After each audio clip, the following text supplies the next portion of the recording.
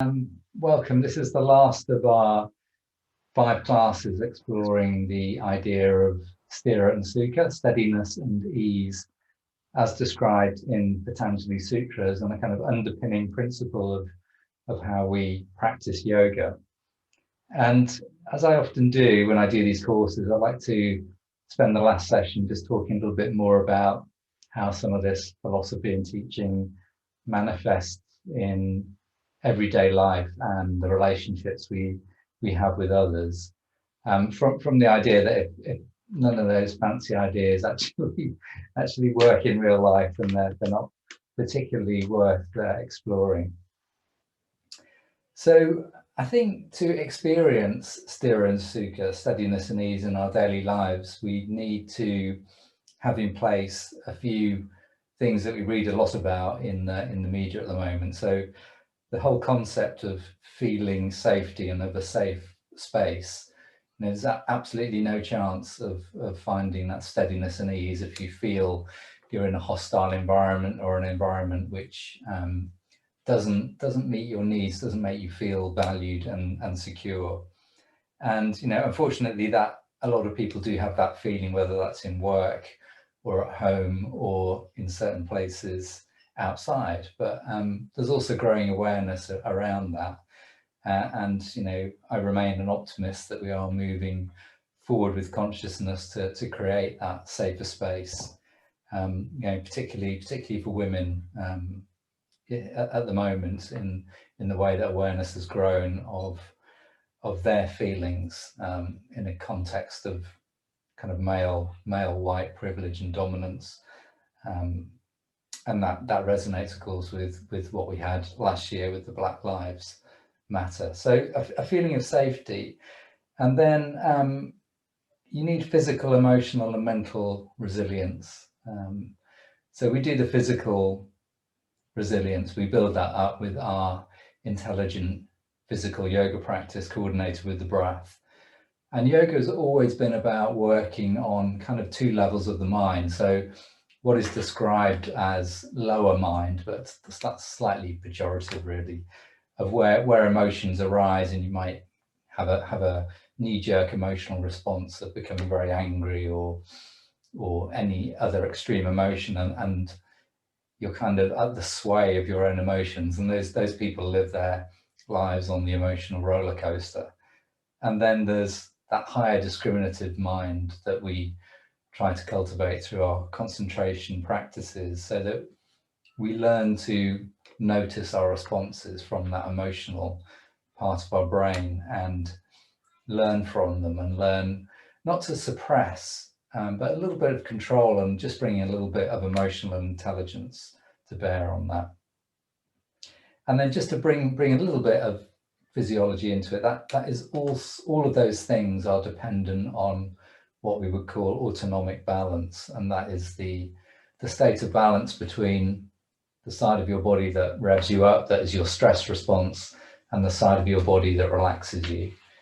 And although we think of yoga as being primarily a parasympathetic, a relaxation activity, through the practice, particularly if you do a more vigorous posture practice, that can really help to process and stimulate the other side, the active side, the fight or flight side, the sympathetic side. So we need both, and when they are in balance, and you have that balance of stress hormones at the correct level in the bloodstream, everything becomes a lot easier. And I just mentioned that because we're going to do a breathing practice in a moment, called the equal breath, sometimes called coherent breathing. And I will post a little 5-minute clip about that into the WhatsApp group. And if you're not on the WhatsApp group and you want to watch it, just drop me an email and I'll send you the link. And that clip just explains how heart rate variability, the way in which the revving up side of your autonomic nervous system revs up a little bit when you breathe in, and the other side of it slows down a little bit as you breathe out. So even within the space of an inhale and an exhale, we're trying to maintain this balance, this autonomic autonomic balance. Okay, so that's the plan for this week. If you'd like to just be really, really comfortable, if you're in the chair, have your feet firmly planted on the floor. If you're sitting cross-legged on the mat, use as many supports as you need to so that the spine feels effortlessly upright.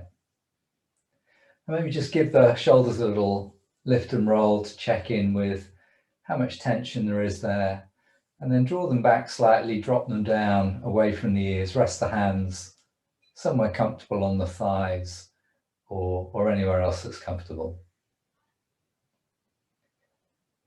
And with your eyes closed or downcast, begin to tune into what is going on with you right here, right now. What is your own state of autonomic balance? Has it been a stressful day? Is the tension in the body and the mind that you need to release? Or are you already feeling quite a balanced state? Or maybe even the other way, beginning to feel very relaxed, winding down, perhaps needing a little bit of revving up from your practice.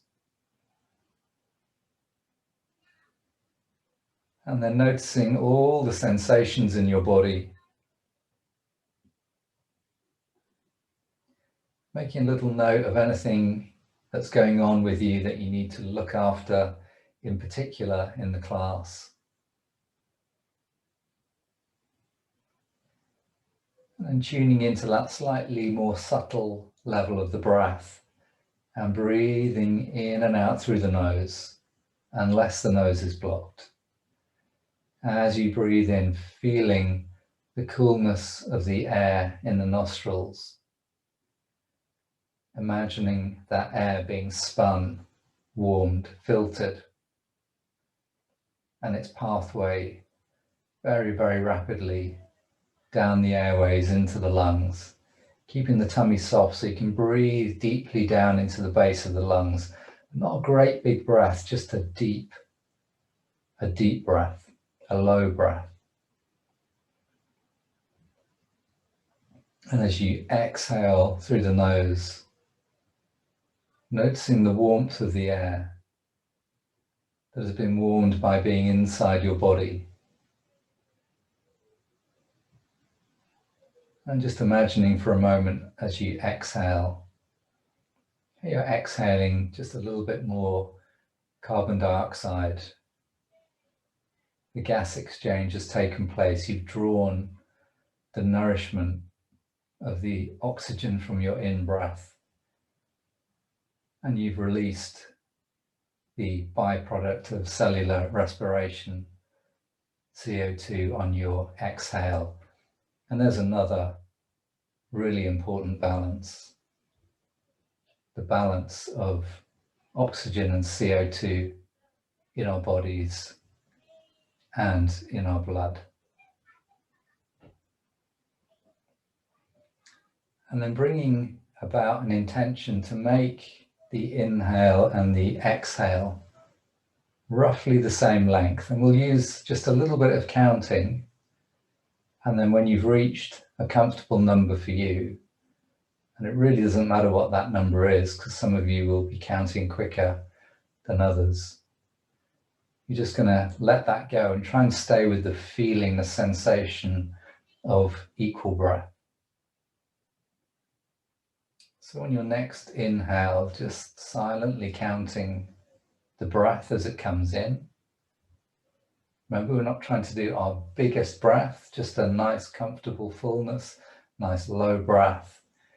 And then as you exhale, use the same count.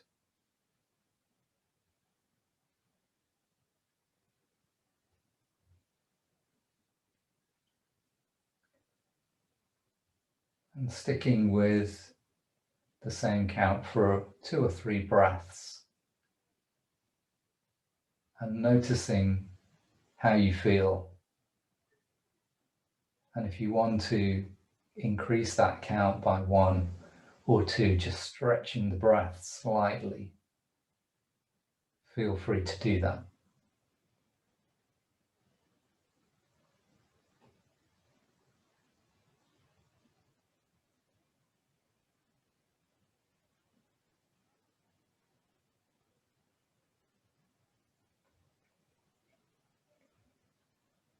And then continue with the breath, but now I'm letting go of the counting and just feeling the equality of the in-breath and the out-breath,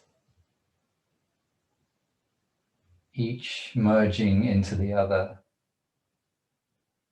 Smooth transitions between inhale and exhale. Thinking about that balance in the breath, reflecting the balance in the body, in our emotions, in our thoughts. And by doing this equal breath for around 10 minutes a day, studies have shown that it really helps with the resilience of the autonomic nervous system. It improves heart rate variability. It can really underpin our health at a very fundamental level by this extremely simple, equal breath.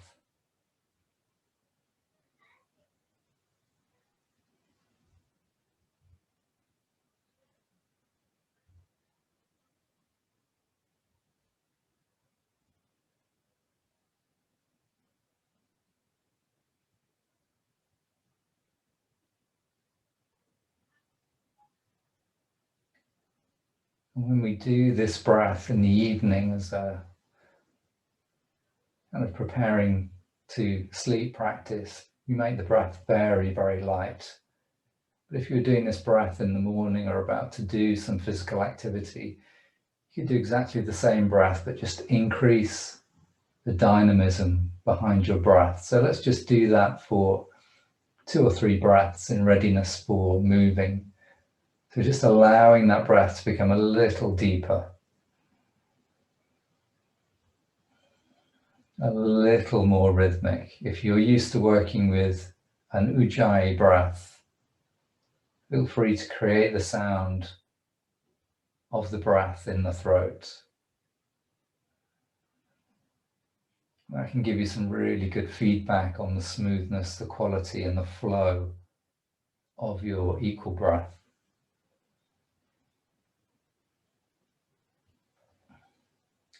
And then blinking open the eyes, bringing the palms together and continuing with the same breath, inhaling and opening the chest, drawing the shoulders back and down, and exhale, bringing the palms together.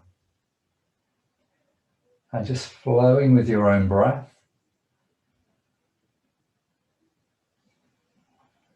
Trying to let the breath be the guru here. The arms are just following the breath. And the mind is dropping into that neutral space of simply observing, of witnessing what is taking place. And really not a lot is taking place. You're just breathing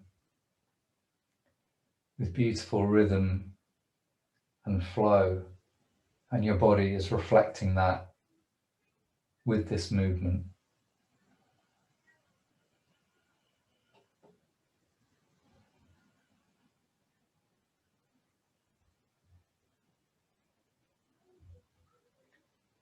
And then the next time the palms come together, let the arms hang. Give the arms a little shake, give the fingers and wrists a shake, allow the arms to feel soft and heavy. The weight of the arms almost drawing those shoulders down a little bit further away from the ears. And then we're going to breathe in, take the shoulders forwards and up, and breathe out, take the shoulders back and down.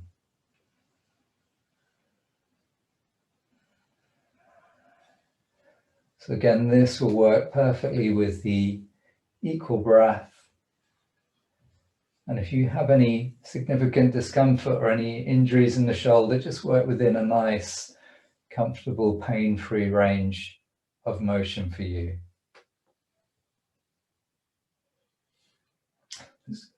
Let's give the arms another little shake. Let's bring the right hand up to the left shoulder and just squeeze with the fingers and the heel of the hand. Just kind of squeeze and pinch from the base of the neck out towards the shoulder and then back up again. And as you do that, you get quite a lot of feedback. You know, if that feels uncomfortable, that indicates there's a lot of tension held in that muscle, which you might not necessarily be aware of, but you can now feel through this squeezing action or palpation, as we would call it. Release the arms, give them another little shake, and then do the same with the left hand down the right shoulder and back up. So remember, some of that tension can be the result of carrying the head slightly in front of the center of the spine. So we're often hearing this instruction just to tuck the chin in and draw the head back. And you don't want to do that in a kind of militaristic way. You want to feel like there's a natural shifting back and drawing up space through the back of the neck. And as the crown of the head comes over the center of the heart and the center of the chest, center of the hips, it begins to feel lighter. The head feels like it's not so heavy because it is balanced now. And these muscles that have become tight, which have really been acting like guy ropes on the tent to hold the head up, they can begin to relax and do what they're meant to do, which is just switch on and off to move the head when it needs to move. So take the palms out, bring the fingertips to the tops of the shoulders. We'll just do one more shoulder release here. And again, inhale up to the top, exhale back and down.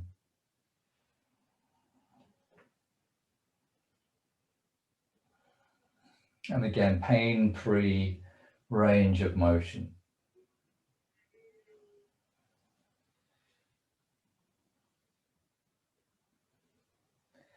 And then release the hands once more.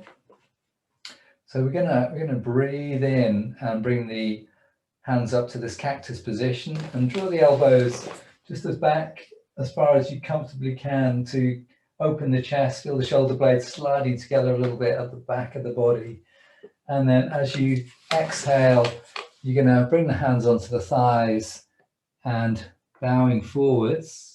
And right at the end of the exhale, just tuck the chin in and try just for a split second, release the head forward. So feel the weight of the head moving forward towards the floor, stretching out the back of the neck. And then as you breathe in, make the back of the neck long and straight again, and inhale, come up with a straight back. And exhale, we're going up and down 2 or 3 times.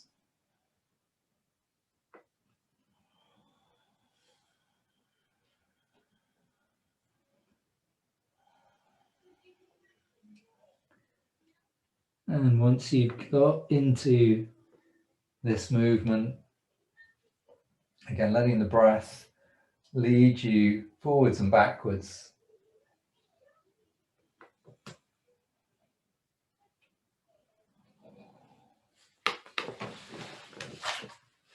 And as you can probably feel, we're doing a little bit of back strengthening here, not only in the inhale position and the exhale position. When we come back up, we're flattening the back, and that movement is strengthening the muscles on either side of the spine.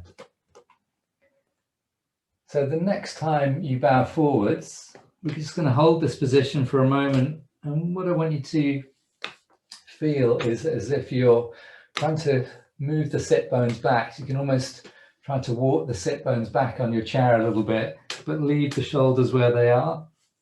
And at the same time, using the weight of the head in the other direction to really create as much space along the length of the spine from the sacrum at the center of the pelvis, right down to the crown of the head there. And not keeping that fully static. So once you've walked the sit bones back a little bit, what you can then do is just stretch the right shoulder forward a little bit and then relax it, and then the left shoulder, relax it. Maybe just move the head, micro movements, feel like you're lengthening it away from the pelvis every time. If you've got any reason not to take the head below the heart, then just keep it round about level, then drop the head down between the knees. If you haven't got those problems, you can just literally tuck the chin in and relax the head and feel that lovely lengthening through the back of the neck.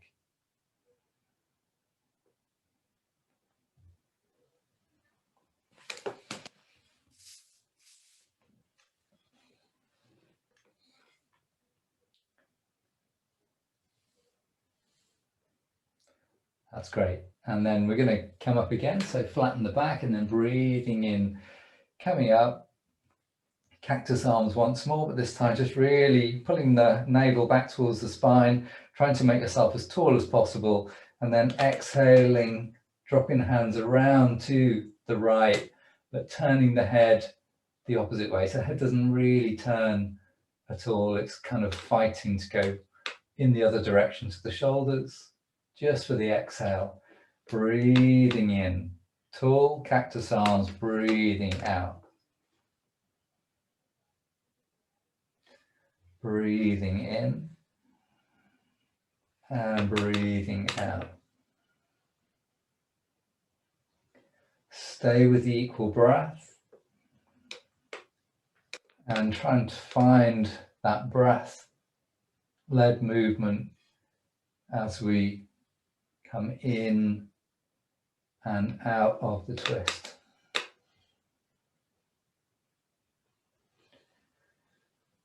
Notice where you're feeling this in the spine. Should be primarily up through the mid-back, up between the shoulder blades, certainly in the neck. Very little twist in the lower back. So that acts more as a foundation, kind of holding of the pelvis and the lower back. It's like the plant pot, and then the stem of the spine moves up and is able to turn almost like a sunflower tracking the sun during the day. So next time you go to the left, make that the last one, and then come back to center. Just take an easy, soft forward fold to come back to the center of the body, and then breathing in, coming up. So if you're staying on the chair, just stay on the chair. If you're coming down to the mat, come down to the mat.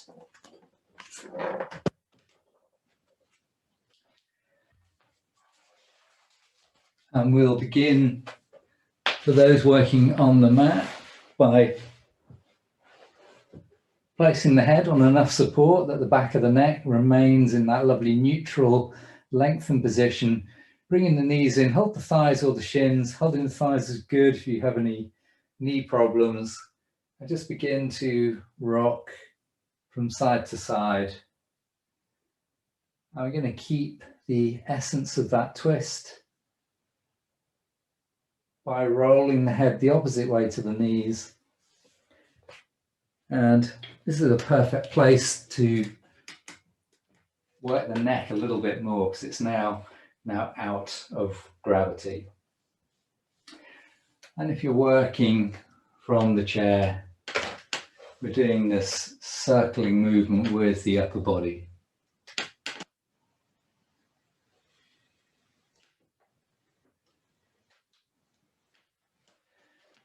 So from there, we're going to do just a little bit of strengthening work. So all you need to do is drop the hands down so they're no longer holding onto the thighs, and you're just going to work at an appropriate level for you. So begin with the knees together, just making tiny circles around the back of the pelvis. And depending on what's going on with your lower back and your core, you can begin to make these circles just a little bit wider with each inhale and exhale. And as you do that, try to keep the lower back almost completely on the floor. As the knees move away, there'll be a tendency for it to arch away, and a tiny bit of arching is fine, but feel that that is being braced by the core muscles at the front of the body. So for those working in the chair, you can either continue to circle the upper body, or you can lift one leg and circle that as well, just to make the movement a little more strengthening and a little stronger.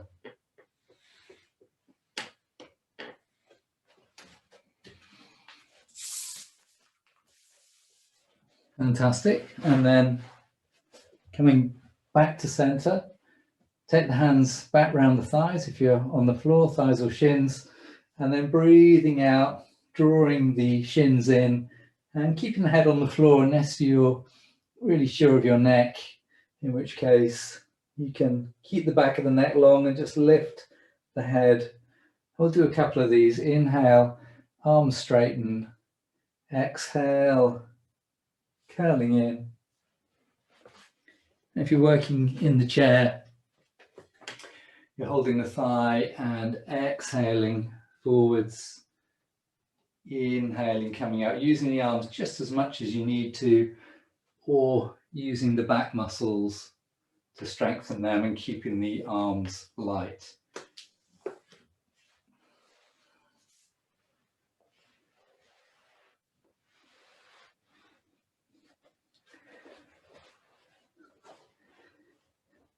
And then our next practice is to work into the hips. So one hand on each knee, take the knees wide apart and then begin to circle from there, inhaling for half a circle and exhaling for the other half.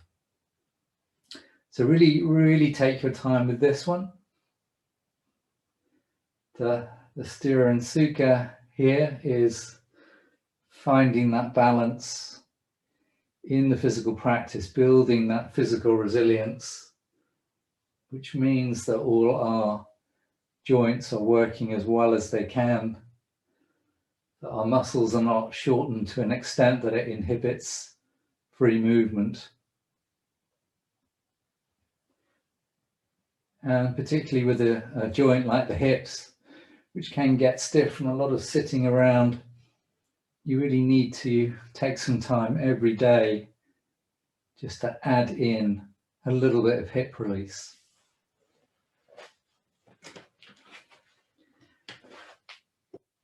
So working that movement from the chair just means doing one hip at a time. And if your chair has sides, you might just need to shuffle forward a little bit to give yourself the room that you need.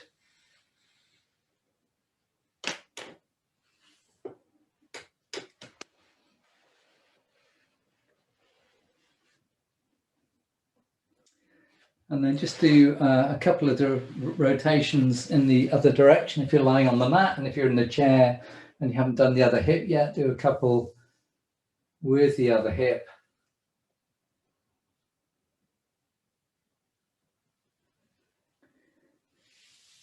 And then release the feet down. And if you're lying on your back and you're okay with the legs straight, slide the legs straight, relax the arms. This is one we've done several times before, but not for a while.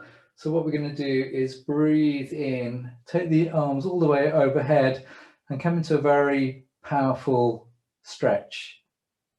So it just looks like a simple stretch, but you're actually tensing as many muscles as you can here. You're spreading the fingers, you're spreading the bones of the feet, you're lengthening the body, you're doing a little bit of back bend, you're engaging through the core, drawing up the pelvic floor, drawing in the tummy. So you've got a sense of space in the upper chest. And then as you exhale and bring the arms back, you're going to relax the arms and relax the legs. So keep working with the breath. And you may need to just stretch the breath a little bit to do that one. And it would actually be better to take inhale in, exhale, inhale to get into the stretch if you feel you can't get into that position in one breath. So just reflect on that. If you're working from the chair, you can take the arms this high or just cactus arms if you need to. And what you can do to activate the legs is press the soles of the feet down into the floor as you stretch up. That will activate the quads and a little bit of muscles on the side of the thigh as well. And as you exhale, then you can soften that pressing down. So inhale, stretching, opening, lengthening. Exhale, softening. And then on the next inhale, we're going to hold the stretched out position, and we're going to do a little bit of work through the sides of the body. So try to relax the left arm and left leg and just work a stretch down the right side. We'll pull the toes back of the right foot, push the heel away, spread the fingers, spread the toes, and then you can slightly banana the body. So just leaning a tiny bit, just a couple of inches over to the left. So there's a feeling of lengthening down this right side. Remember, the left side of the body is still soft. You're just breathing normally here. This isn't all on an inhale, if I didn't make that clear. And then left side, stretch the left side, keep the right side of the body soft. Keep breathing as you stretch, exactly the same in the chair. Pressing down with the right foot, slightly leaning over to the left, here or here. You can even keep the arm down if you have a shoulder problem. And then moving on to the other side. Keeping that equal flowing rhythmic breath through something where a practice where you're really tensing a lot of muscles is a bit of a challenge. So just do your best and notice the effects on the breath. Okay, very good. And then on the next exhale, bring the arms all the way back, and we're just going to take 2 or 3 breaths, allowing the body to soften and hopefully feeling a little bit of space in the body, particularly in the spine, the legs and the shoulders.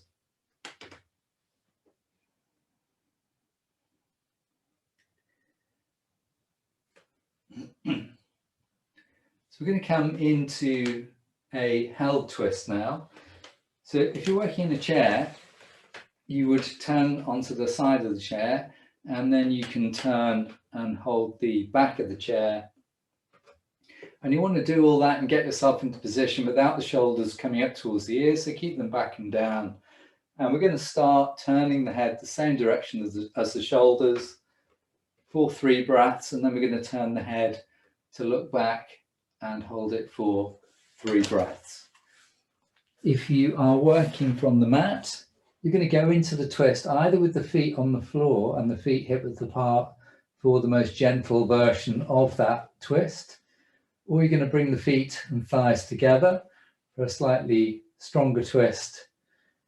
Or for those who don't have any lower back issues, you can keep both shoulders on the mat as they take the knees over. You can even bring the feet in over the chest and then take the knees over. 3 breaths here. And then at the end of the 3rd breath, you'll inhale and exhale and turn the head all the way around to face in the other direction. And as you work with the held twist, just changing that head position when you need to, just make it a little more of a subtle internal practice, breathing in with that sthira breath, that intention of lengthening out with a little bit of effort, and then exhaling into your sukha, your softening breath, to perhaps experience just a little bit of softening into the twist.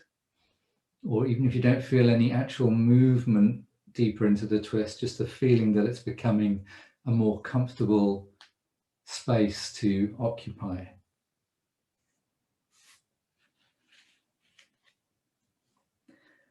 And then around about now, bring the head to center, bringing the knees to center, and then coming around to the other side, either turning on your chair if you're working on the chair, or bringing the knees in over the chest and then taking the knees over to the left,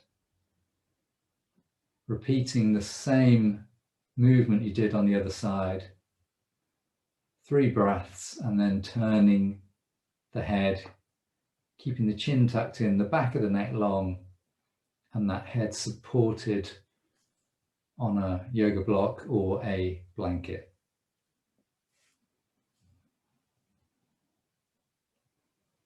And breathe. Inhale, length, sthira. Exhale, soften, sukha.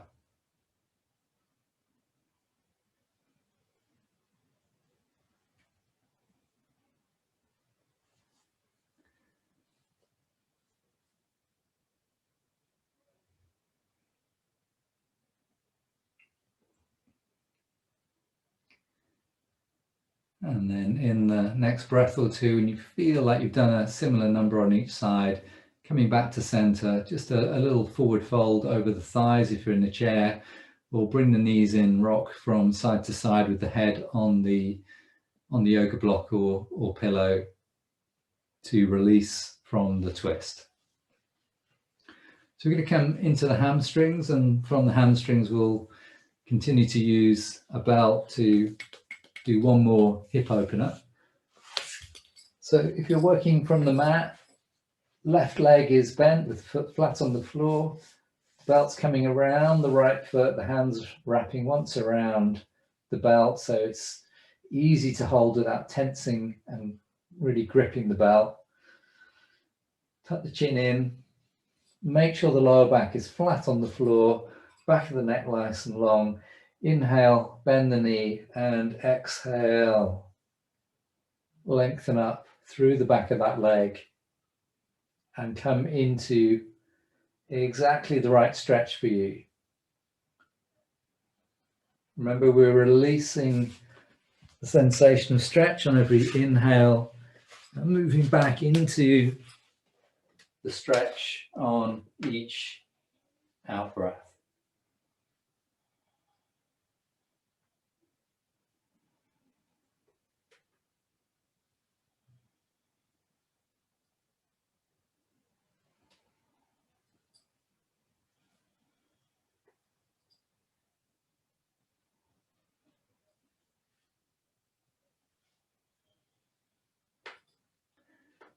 And then on the next inhale, you're going to let the knee bend just a little bit more.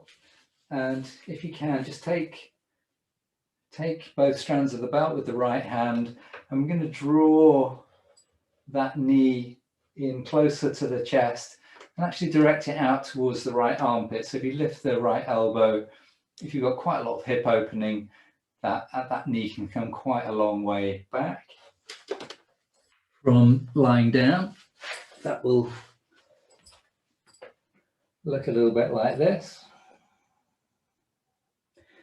And again, we're just going to breathe in to release that hip opener and breathe out. Find just the right amount of hip opening for you.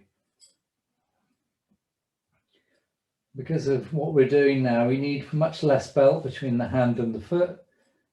And some people do this by actually holding the foot. So it's a one-legged upside down squat. And I'm hoping and expecting that you are all feeling that into the right hip. Let's just do one more of those. And then breathing in, coming back up into the stretch. And this time we're going to hold the straight leg stretch, still on the right leg. Keep the left leg bent, but if you are someone who has quite a high level of flexibility already, you can straighten that left leg as long as it doesn't cause any discomfort in the lower back or the pelvis. So here you might be just working towards straight, where you might feel the straight leg is beginning to track in towards the body a little bit.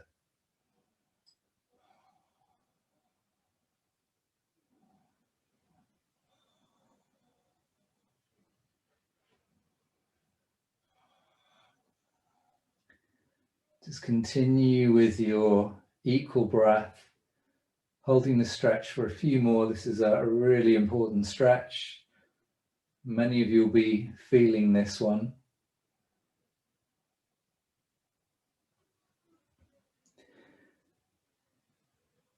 And then either just hang out here for a couple more breaths. If it starts to feel too intense on that hamstring, just give it a little break by softening the knee like that. Otherwise, we're going to take both strands in one hand again, place the left hand on the pelvis, and you're just going to move this right leg out and then move it back up. So I'm not expecting you to get this leg all the way to the floor, although you probably could if you cheated and rolled the pelvis over, but we're keeping that left hip, that left buttock is staying on the mat. So you're probably only going to get to about here. And then breathing in, coming up. But if that feels too strong, that is a strong inner thigh stretch, a strong hip opener. Just stay with the vertical leg, that's absolutely fine. All of that exactly the same in the chair.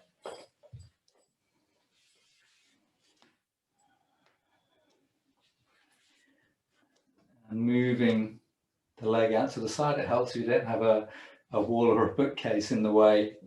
If that feels too strong, doing it with a straight leg, just let the knee bend and guide the bent leg out to the side. You'll still get the hip opening and you'll still get the inner thigh stretch with that version.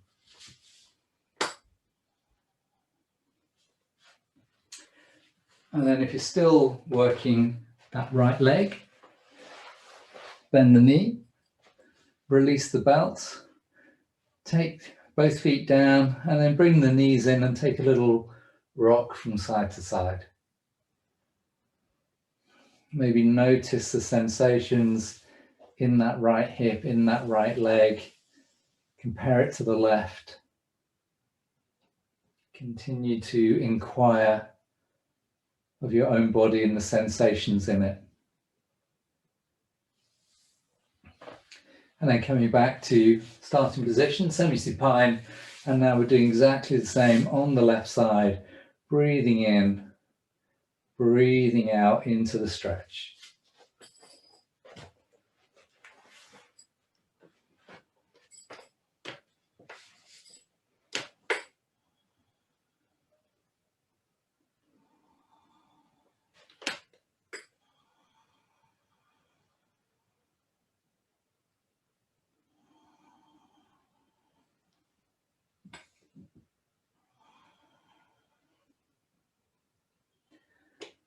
Let your body follow your breath. Encourage the mind just to rest in that neutral space, witnessing your practice, being completely aware, not getting too much into that analytical side of the mind.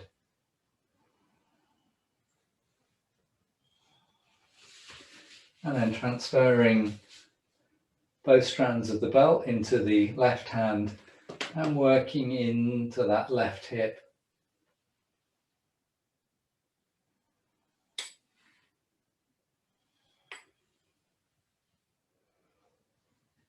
Exhaling, drawing the leg in. Inhaling, release.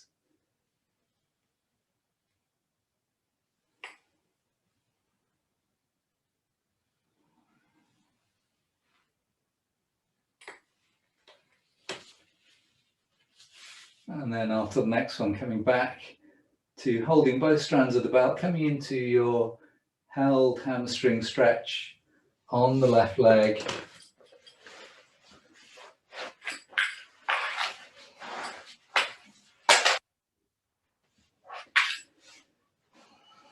And remember, if you're on the mat, you can work with the right leg bent or the right leg straight if you did that on the other side.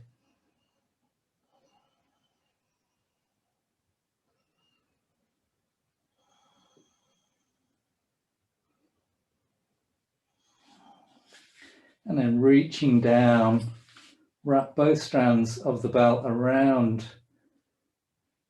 the left foot, around the left hand, and then exhaling, guiding the leg out. If it's too strong, do it with the knee bent, or just stay in the hamstring stretch. Keeping the right hip connected to the ground.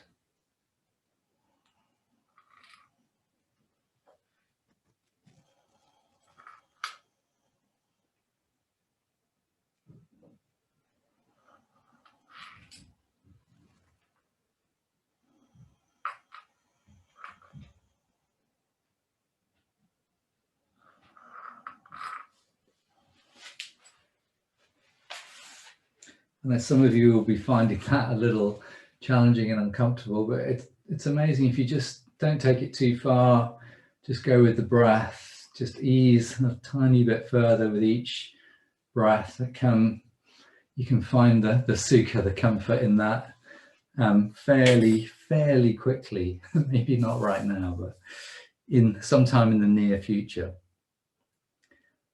Lovely, well done. So what we'll do now is release from that, take a little counter pose, knees to chest, rocking from side to side, or just forward folding over the thighs if you're in the chair.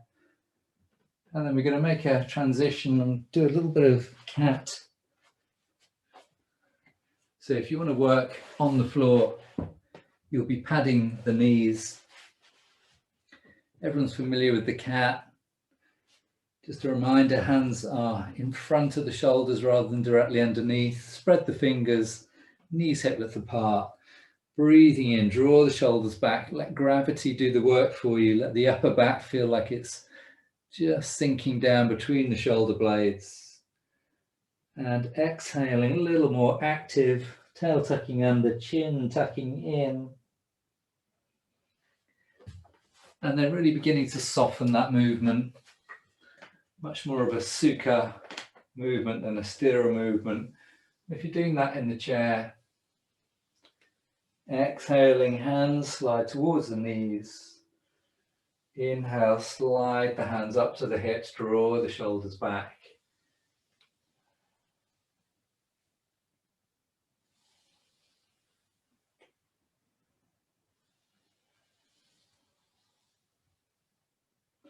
And we'll just do one more of the cat. And then come back to your starting position. If you've been working on the floor, then just sit the hips back towards the heels, take some rest. If you've been working in the chair or resting the hands on the seat of the chair, you'll need less release from the weight bearing in the arms and the shoulders. So following the cat, we'll come into a little bit of a lunge position. It's quite tricky to get the opening in the front of the thigh from the lunge. So if you do have to stay in the chair for this, just move that left leg out to the side, get it out of the way. And then breathing in, just do the lengthening more through the upper chest and the soft tissues of the abdomen. If you've been working from the mat, keep that padding there, step the right leg forward, coming into the lunge. And if you don't want to take any weight into the knee, then using a really well positioned sturdy chair, preferably with it against the wall, and do your lunge from here.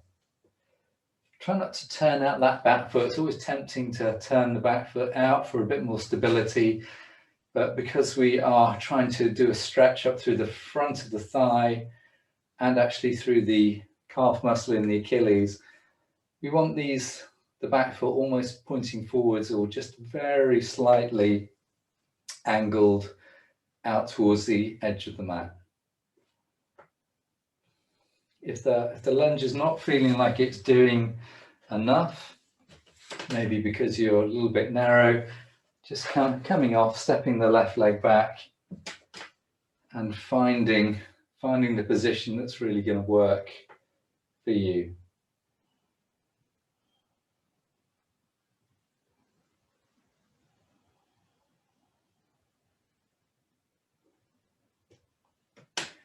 And then releasing that right leg. Just take a moment, sit the hips back towards the heels if you've been doing the lunge from the mat. Rest and give the legs a little shake if you're in the chair. And then when you're ready, repeating on the other side.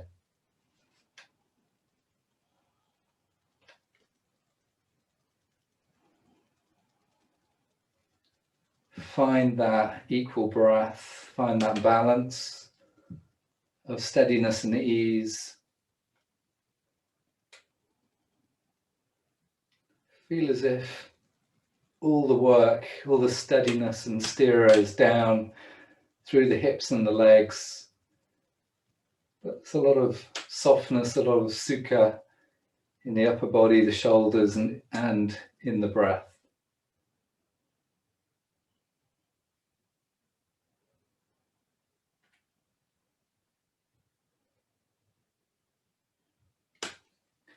And then in the next breath or two, releasing again. And we'll come into a downward dog now. So if you've been using the chair as I was just demonstrating, it makes sense just to take hold of the back of the chair and come into the supported dog. And this is obviously highly suitable for anyone with shoulder or wrist issues or high blood pressure, any other reason not to take their head below the heart, glaucoma, other issues. If you want to do the dog from the mat and you don't have any reason not to, feel free to do that. And if you're working in the chair, don't feel you have to hold this pose. It's very tiring and tension-inducing version of the dog because you're fighting against gravity. So keep it flowing if you're doing the dog from the chair, one leg at a time.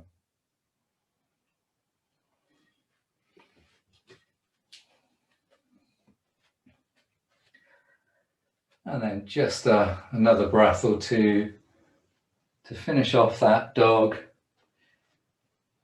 And take a counter pose, sit back on the heels if you're on the mat. If you've been using the back of the chair, just come up to standing. And if you're working in the chair, just sit and relax for a moment.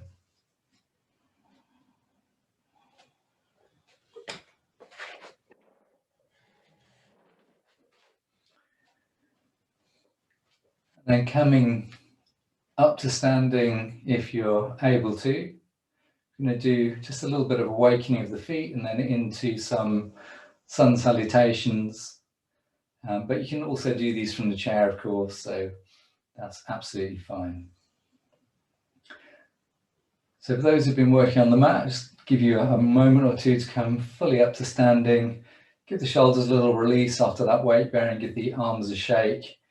And now feel that connection down to the earth through the feet. Engage all the feet, make sure you're not rocked back in the heels or gripping and curling in the toes.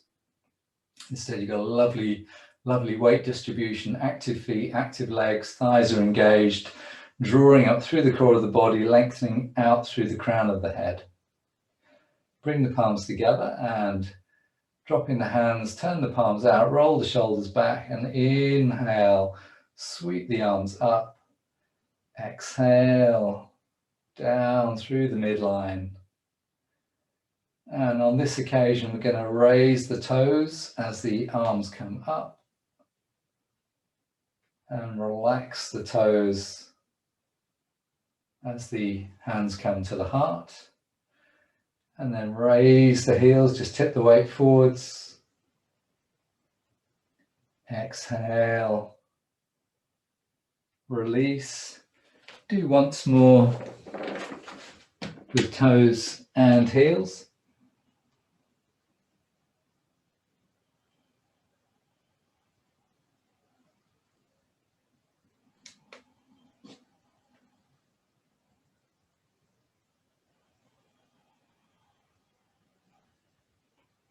And then give the arms a little shake.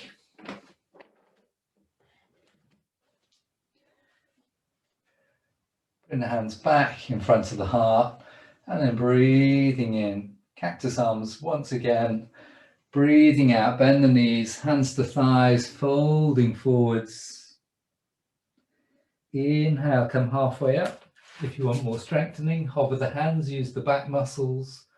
And then exhale, go a little bit deeper if it's safe for you to do so. Bend the knees, flatten the back, come up using the thigh muscles. Inhale. Exhale, palms together. Inhale, take the hands up just as high as is comfortable for you, and exhale to the right. Inhale to center. Exhale, hands to heart. Inhale, reach up. Exhale, sway to the left. Inhale, reach up. Exhale, hands to heart. We're going to do a few rounds tonight. We're going to try to really integrate that equal breath, make it a breath-led movement, keep the flow going. Inhale. Exhale.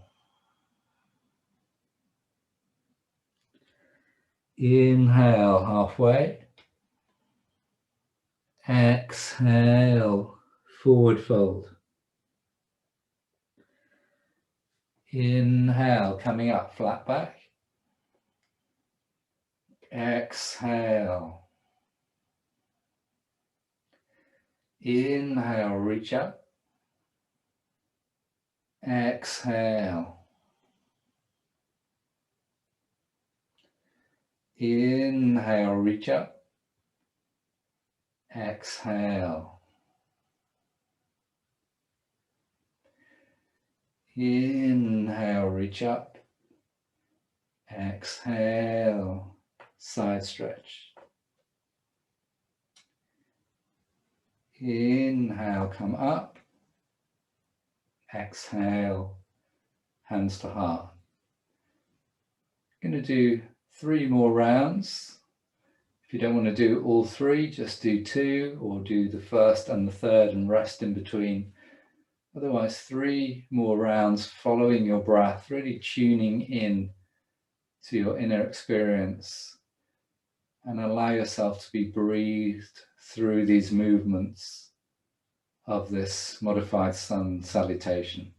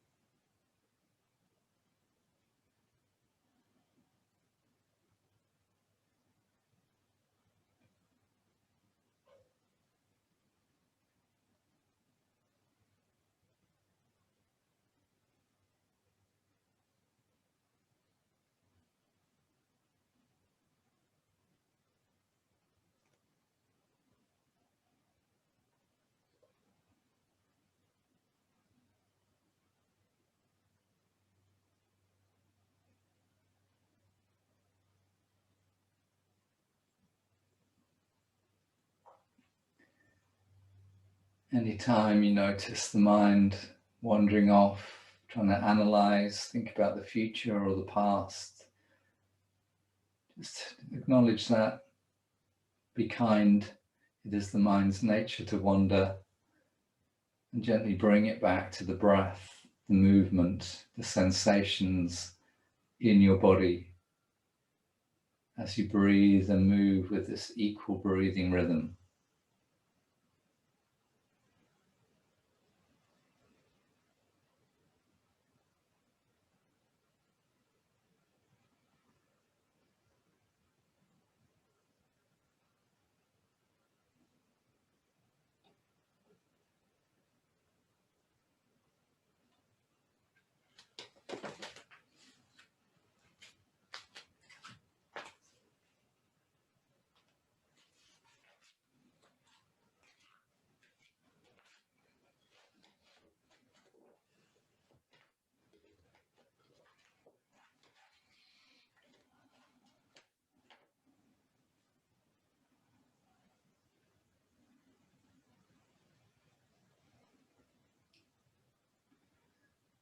When you get to the end of the third sun salutation,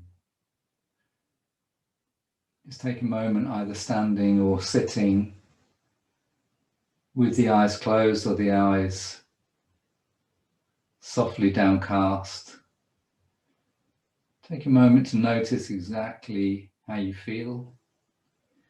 You've just done a practice that in theory would support the autonomic regulation we spoke about at the beginning of the class, would promote good heart rate variability. But do you feel just a little more centered, still in body and in mind, a little more balanced?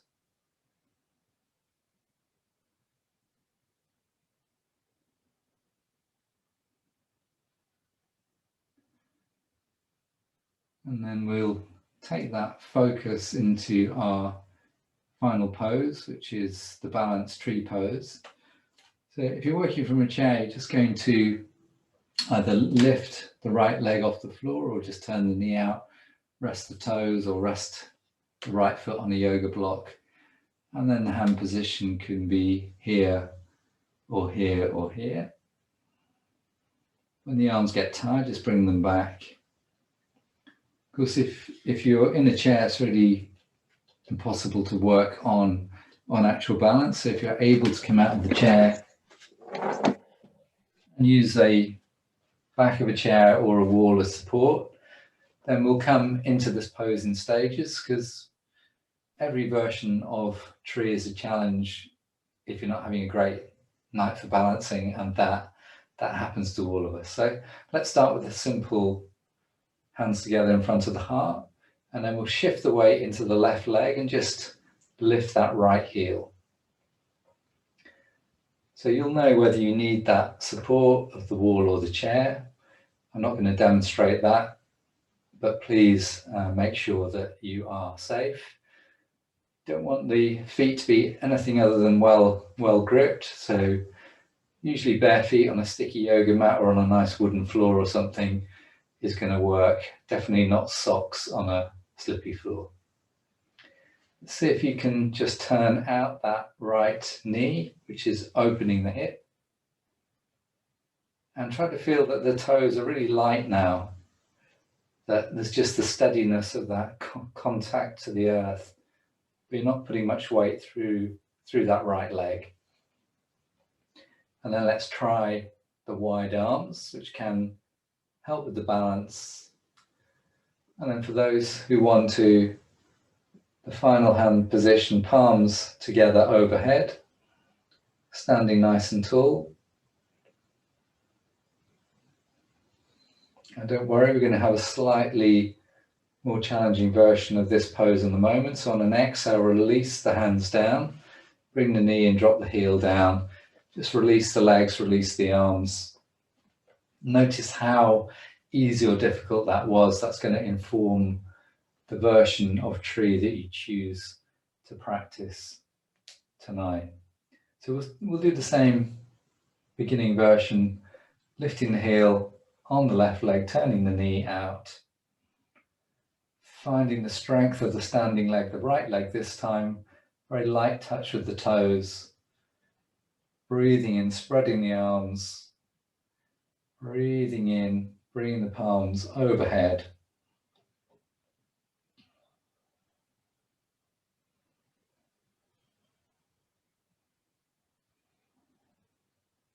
And then turn the palms, exhale, bring the knee back, lower the heel and release. So we'll move into one of two other versions. So here, and then the sole of the foot is going to come against the lower leg. And it's not low enough that if you lose your balance, you can just drop the foot down. For those who are used to doing this pose in a slightly more complex form, you can bring that right foot right up onto the left thigh, palms together, and then you can really choose which position. So coming into an appropriate version of tree for you, which might be the first version or one of the second or third versions we've just seen.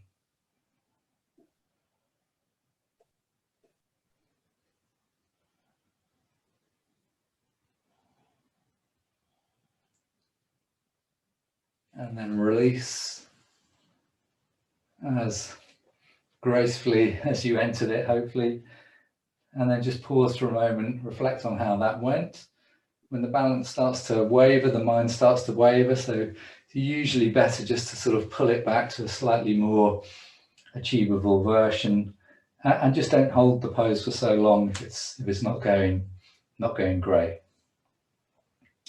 So moving into tree on the other side whenever you're ready.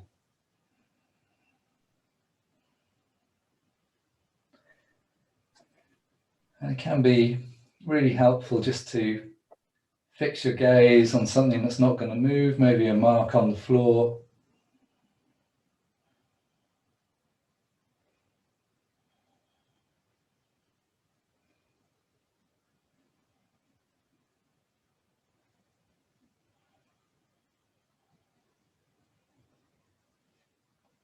And then releasing from the pose, giving the legs a little shake. And then coming into our final pose, the restorative inversion. Supporting the back of the head and placing a yoga block under the hips if you have one. Just creating this nice, mild, easy inversion, resting the legs. If you're doing this from a chair, just have another chair handy if you can, so you can just place the legs up on that.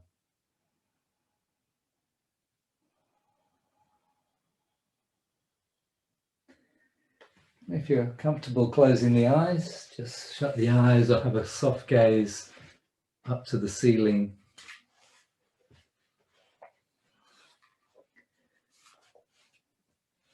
Notice the sensations in your body, in your inversion. Hopefully noticing the steadying, the stilling of the mind. That pleasant sensation of slightly reversing gravity.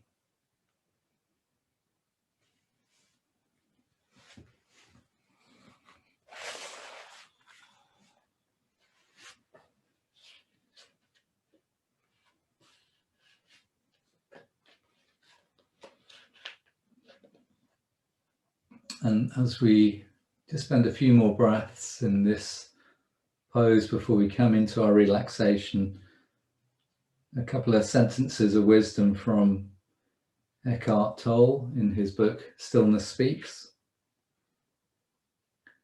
The stream of thinking has enormous momentum that can easily drag you along with it. Every thought pretends that it matters so much. It wants to draw your attention in completely. So here's a new spiritual practice for you. Don't take your thoughts too seriously.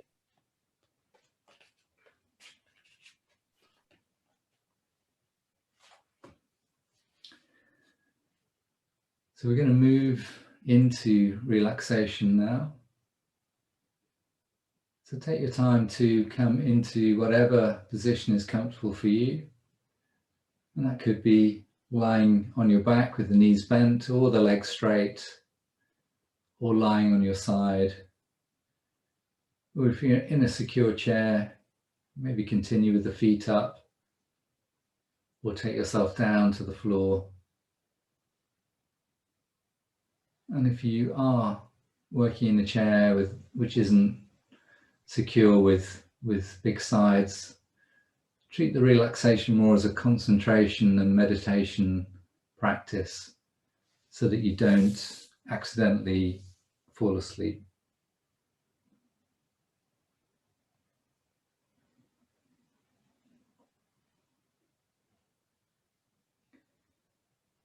Whatever position you're in, bring your awareness to the whole of your body and notice all the points of contact between your body and the earth, the floor, the chair.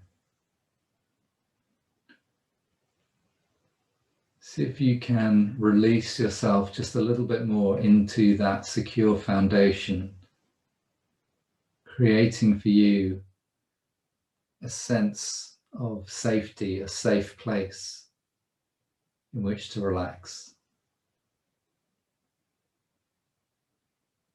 You need to be warm, you need to be comfortable, you need to feel that safety.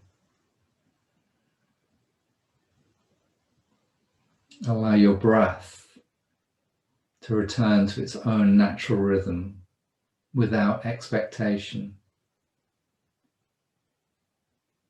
Take a moment to simply notice the arising of your inhale and the arising of the exhale.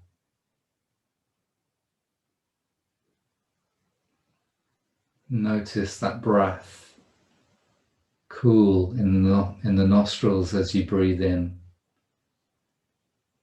warm in the nostrils as you breathe out.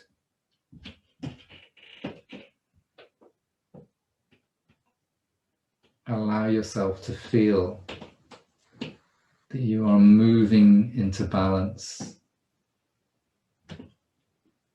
moving to that perfect space between Sthira and Sukha,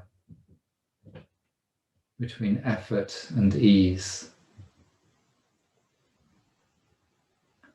a place that healthcare calls homeostasis, balance, in the physiology of the body.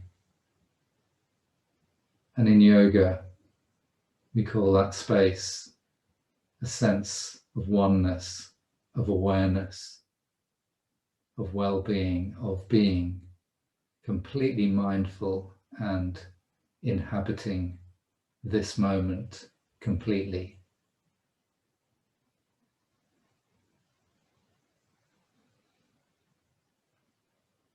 Notice the body. Notice every sensation,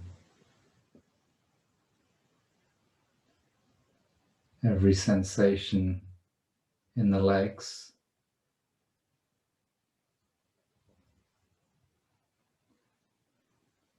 every sensation in the arms.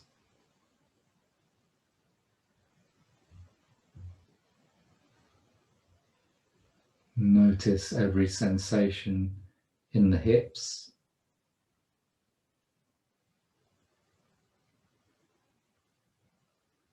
Notice every sensation in the spine.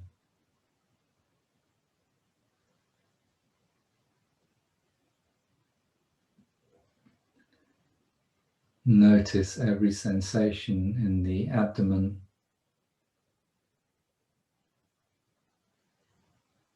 Notice every sensation in the chest.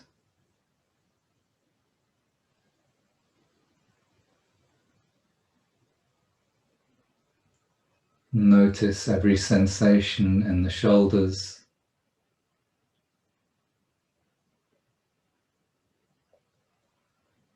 Notice every sensation in the neck, the head, and the face.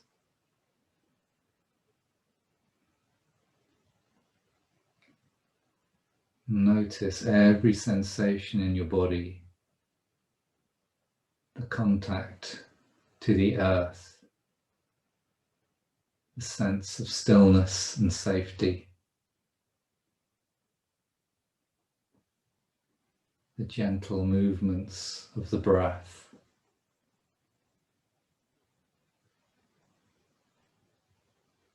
Be completely absorbed in the sensations of the body, the sensations of the breath.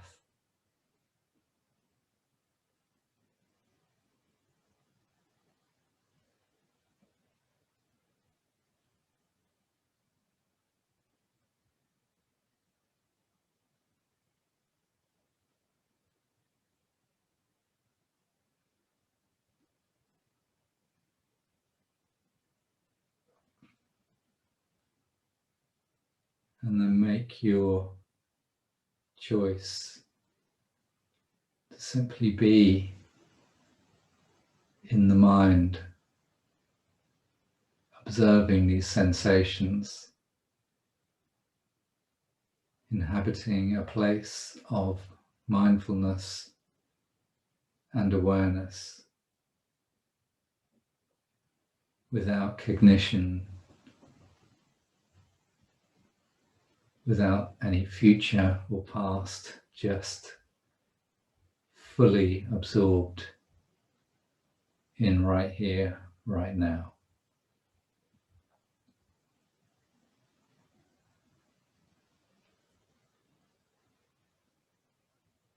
And enjoy that sensation of simple, one focused, one pointed awareness.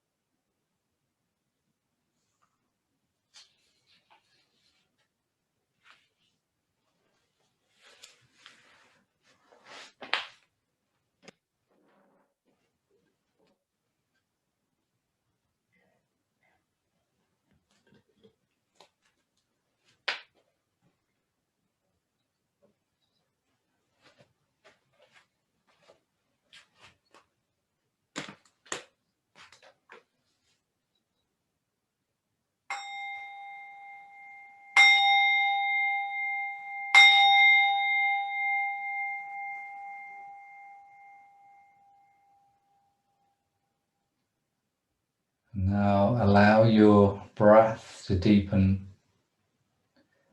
Move the fingers, wriggle the toes, and stretch into your body in any way that feels good. And if you're lying on your back with the legs straight, bend the knees, roll onto your side. Take a breath or two there. And then making your way back up to sitting, cross-legged on the mat or back in the chair.